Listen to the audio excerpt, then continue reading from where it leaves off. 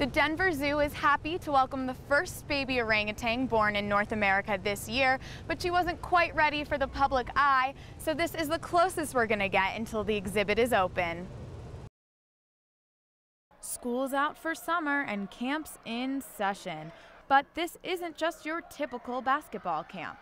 This is Denver Nuggets NBA star Chris Andersen, aka Birdman's basketball camp. It's awesome. I love it. I love to give back to my community.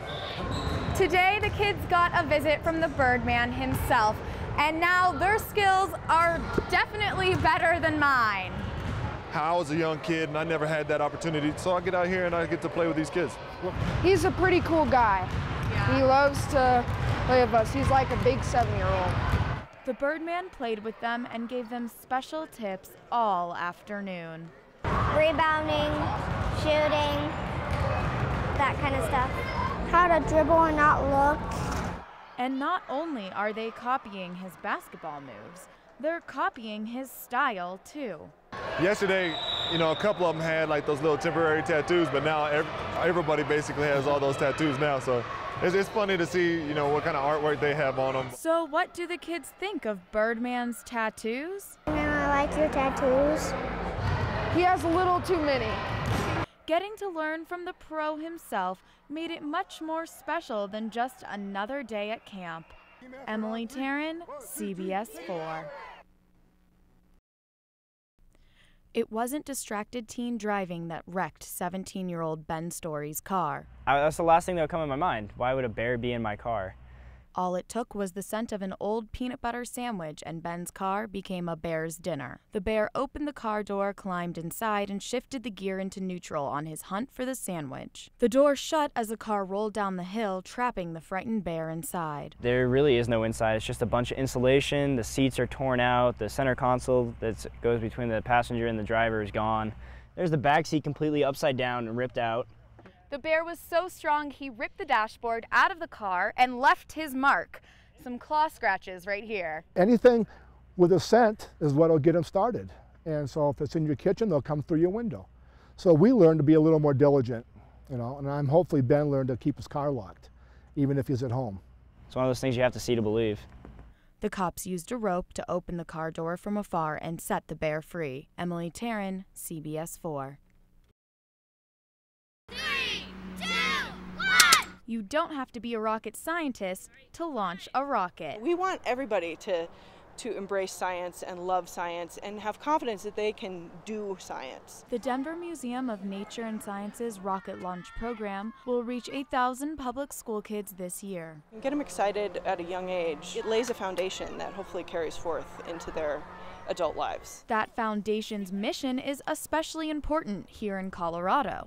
The Colorado paradox is that we import our college-educated talent. We're not really growing it. And homegrown brain power is better for the economy. Really, there's a pretty direct relationship between these first fun experiences that these kids can have and a science career way down the road. And we know that and we see that, so it's really important for us to get out into the community and provide kids these kind of experiences early.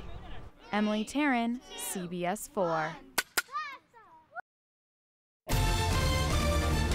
You're watching CBS 4 News in high definition. A Colorado restaurant known for exotic dishes is under investigation tonight. Good evening, I'm Emily Taryn. A rattlesnake sent 8 people to the hospital, but no one was bitten. Health officials say dozens of people got sick after eating at a popular restaurant. As CBS 4's Rick Salinger shows us, a rattlesnake dish may be to blame. It's designed like an Old West fort from the 1800s.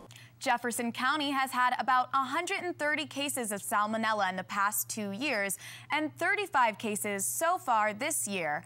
More than 24 of those cases stem from the Fort restaurant.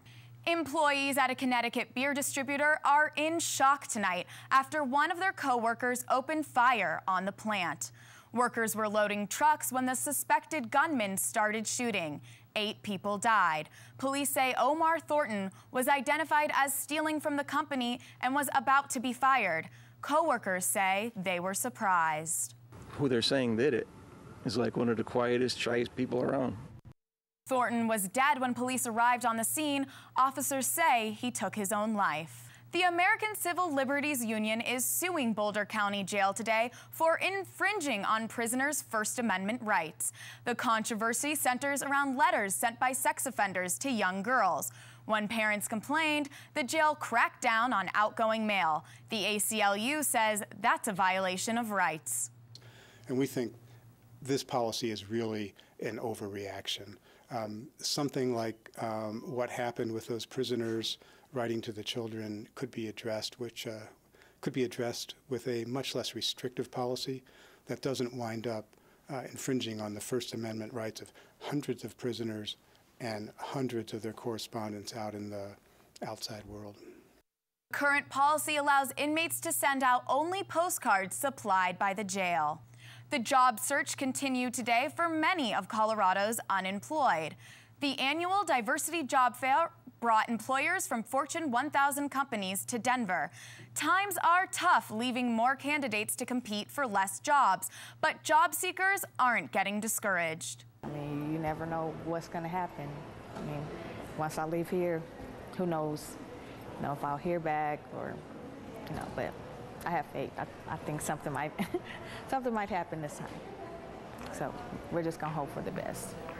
The Diversity Job Fair is truly diverse. Employers from government to big business were on hand, offering jobs ranging from entry-level to engineer.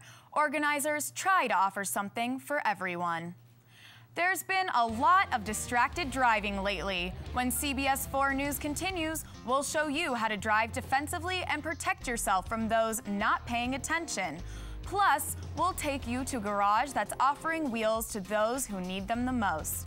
And a little later, it's a popular place to play. Now breakfast is over at the Cherry Creek Mall. We'll tell you about the new makeover.